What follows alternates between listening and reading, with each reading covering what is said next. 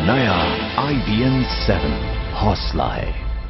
म्हणून माझ्याकडे जोपर्यंत कोणी येत नाही त्या चर्चेत जोपर्यंत आम्ही एकमेकाची मतं मांडत नाही तोपर्यंत या विषयावरती मी कशाला बोलू. शिवसेना सत्ता में जिसके तो भी साथ देगी, आपकी क्या शर्तें या मांगे होंगी उस पक्ष को जिसको आप साथ देने वाले हैं? पहले सामने तो आने दीजिए. सामने कोई नहीं और आप शर्त लेके घूम रहे, शर्त लेके उसमें कोई मायने नहीं. नहीं पहले सामने तो आने दीजिए कोई तो. समर्थन दिया है, बाहर से दिया है किसको? अगर बीजेपी को मंजूर है तो बीजेपी जा सकती है आगे. एनसीपी का समर्थन नहीं, क्योंकि एनसीपी की तो उन्होंने कड़ी आलोचना की थी तो उनके ऊपर है. राष्ट्रवादीने अशा प्रकारे समर्थन दिलं भाजपला आणि भाजप तुम्हाला असं वाटतं का अशा परिस्थितीत तुम्ही सरकारसोबत बसणार का? बीजेपी सोबत सरकारमध्ये बसणार का? माझ्याकडे अजून कोणी आलेलं नाहीये. या सगळ्या शक्यता नुसत्या शक्यता आहेत आणि आज अजून निकाल आत्ता एक सीट आमची कळलं. आमचा हेमंत पाटील नांदेडमध्ये जिंकला आत्ता. त्याच्यामुळे हा निकाल अजूनही ताजा आहे. तुम्हाला माहिती आहे काय काय वेळेला 10, 15, 20 दिवस पण सरकार स्थापनेला लागतात आणि म्हणून मी पुन्हा एकच सांगेन की जोपर्यंत माझ्याकडे कोणी प्रस्ताव घेऊन येत नाही तोपर्यंत मी उगाच एकटाच वेडार का अटी शर्ती घेऊन कशाला फिरू. अगर मिशन 150 की जिद पर आपका रुख थोड़ा लचीला होता तो क्या आपका प्रदर्शन बेहतर?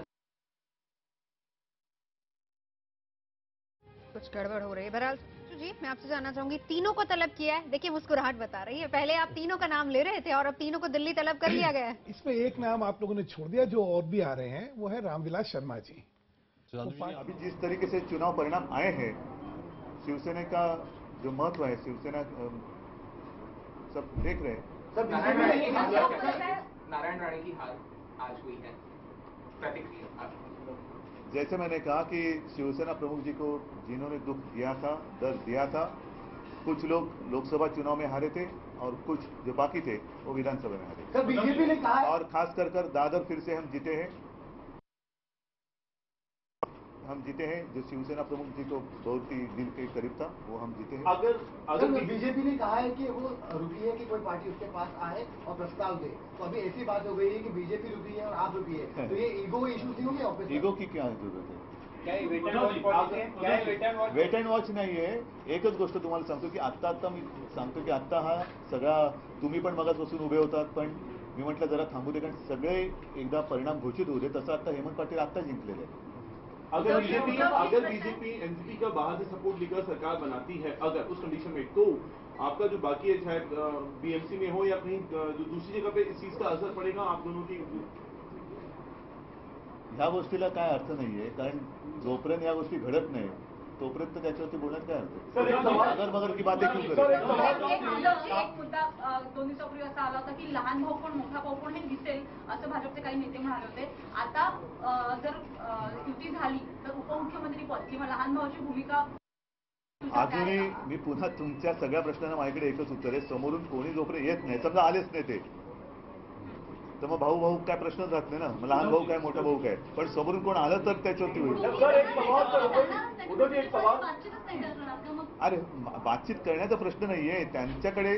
त्यांना जर का सरकार स्थापन करण्याची संधी आहे तर त्यांचा प्रश्न आहे. उद्या त्यांनी एनसीपीचा सपोर्ट घेतला तर शिवसेना विषय येतो कुठे? महाराष्ट्राच्या विकासासाठी आणि स्थैर्याची स्थापना भाषा केली होती. तुम्ही स्वतःहून काही भाजपशी बोलणी करणार आहात का महाराष्ट्राच्या विकासासाठी किंवा पुढाकार तुम्ही स्वतःहून घेणार आहात? असं आहे की मी सगळ्यात आधी विजन डॉक्युमेंट महाराष्ट्रासमोर मांडलं. त्याच्यामध्ये मुंबईसाठी काही प्रकल्प आहेत, महाराष्ट्रासाठी काही प्रकल्प आहेत. तर हे प्रकल्प हे काय माझे खाजगी स्वप्न नव्हती, ही माझी लोकांसाठी देण्याची माझी तळमळ होती. ज्यांना पटलं त्यांनी शिवसेना हा पर्याय स्वीकारला. मी असं म्हणत नाही की ज्यांना पटलं नाही, पण काही कारणं असतील त्यांनी शिवसेनेला मतं दिली नसतील.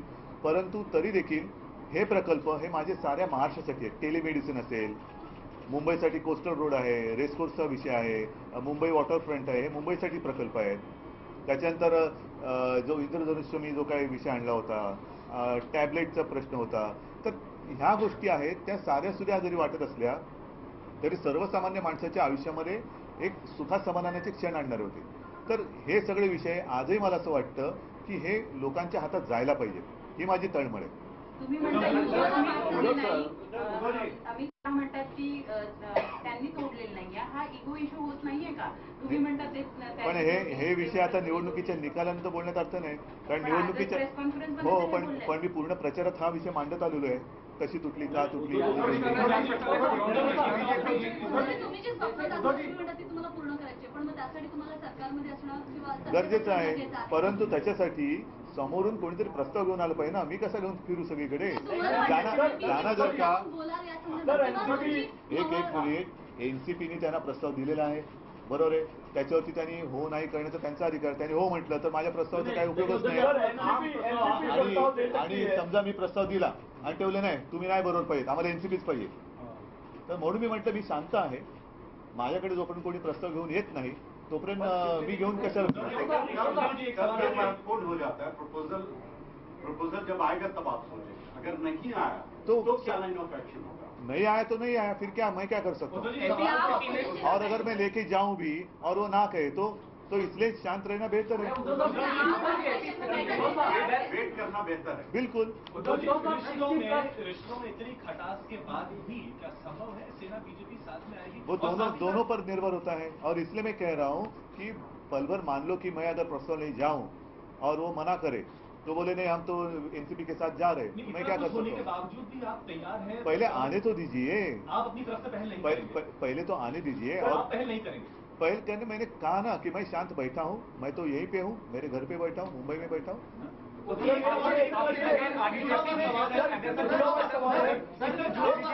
मला वाटतं तुमच्याकडे दुसरे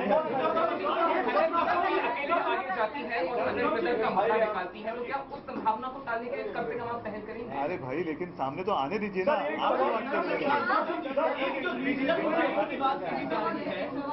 जो रीजनल प्राइड की बात कही जा रही है, अगर आप इस स्थिति में होके अब बीजेपी के पास जाते हैं तो रीजनल डोमिनेंस जो शिवसेना की है वो कहीं कम होती है. सुनो एक मिनट, आप अभी आपने क्या कहा, आप नहीं जाएंगे, अभी बोल रहे हैं आप जाएंगे. तो मैं आपसे पूछ रहा हूँ. हाँ, तो इसलिए मैंने कहा मैं शांत बैठा हूँ मेरे घर में. तो अगर कोई किसी को लगे कि शिवसेना उनको साथ में चाहिए तो सामने से आ सकते हैं.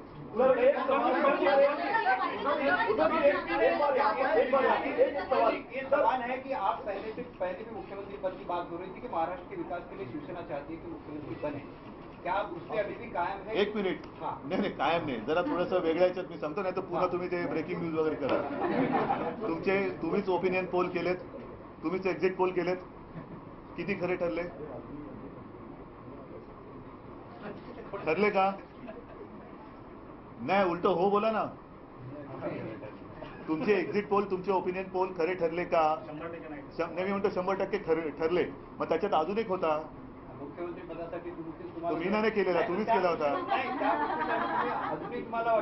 तुम्हीच केलेला होता, मी थोडीच केला होता. सर्वे घेत होता.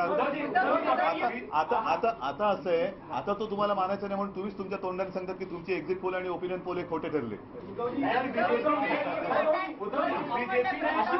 नाही, पण म्हणून कृपा करून एक गोष्ट लक्षात घ्या की कृपा करून लोकांचा संभ्रम असा कधी निर्माण करू नका एक्झिट पोल ओपिनियनच्या माध्यमातून. आता कोणी सांगू शकत नाही की त्यांचे एक्झिट पोल ओपिनियन पोल हे 100% खरे आले.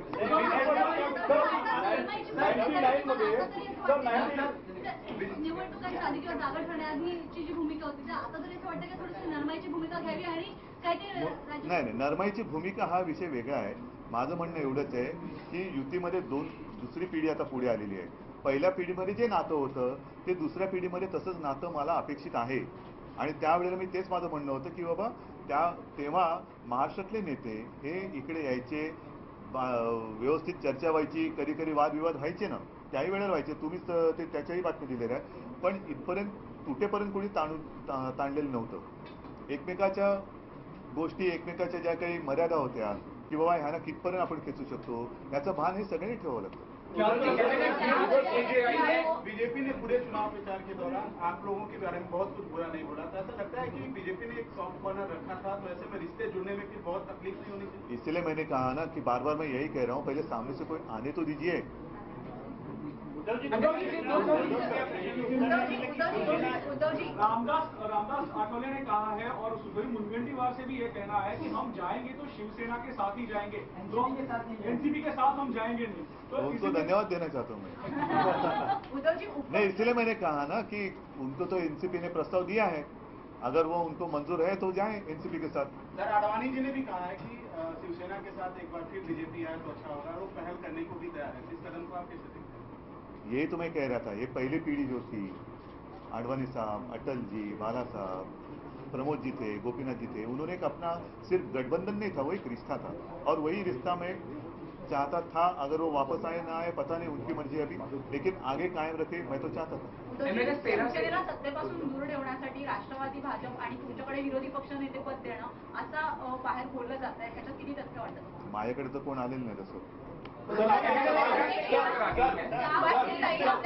त्यांचा पराभव झालेला आहे, विनोद घोसाळकर, ह्या पराभवावर तुम्ही कसं बघताय? सुभाष आपले ज्येष्ठ नेते आहेत. खरोखर दुर्दैवाची गोष्ट आहे, देसाईंसारखा माणूस जो, मला वाटतं त्यांना 24 तास सुद्धा कमी पडत असतील.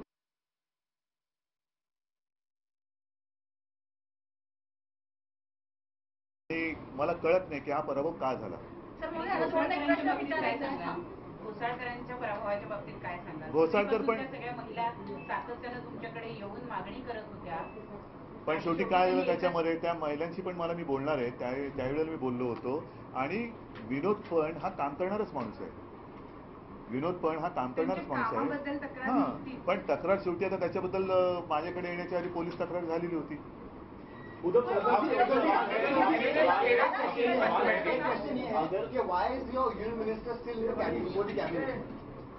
वाय का मतलब क्यों, सब कुछ मैं क्यों छोड़ू? और जब लोकसभा के चुनाव हुए तो क्या शिवसैनिकों ने मेहनत नहीं की थी? सेना ने मेहनत नहीं की थी? अलायंस टूट गया, लेकिन आपके मिनिस्टर, अलायंस उन्होंने तोड़ा था ना, तो इसलिए मैंने कहा ना कि सब कुछ मैं ही क्यों छोड़ू, तब शिवसेना ने भी तो मेहनत की थी, ये तो मेरा कहना है. सर, अगर बीजेपी के साथ बात होती है, अगर बीजेपी के साथ बात होती है तो क्या शिवसेना के लिए अभी भी, या शिवसैनिकों के लिए अभी भी सीएम पोस्ट अपने आप में एक मुद्दा रहेगी जब आप बात करने बैठेंगे आपस में? क्या मुख्यमंत्री? मला असं वाटतं, ऐका एक मिनिट, मला असं वाटतं आपण परत फिरून त्याच गोष्टीवरती येतोय. आजच्या दिवसापुरतं आपण इकडे थांबूया.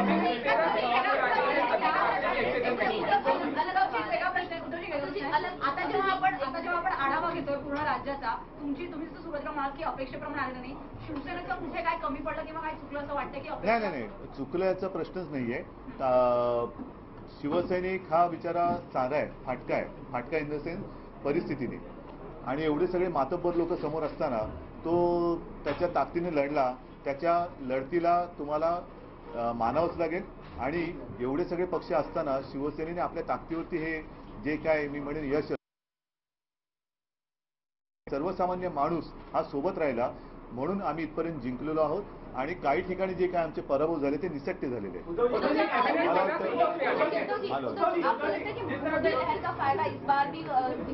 हे देखने का नजरिया होता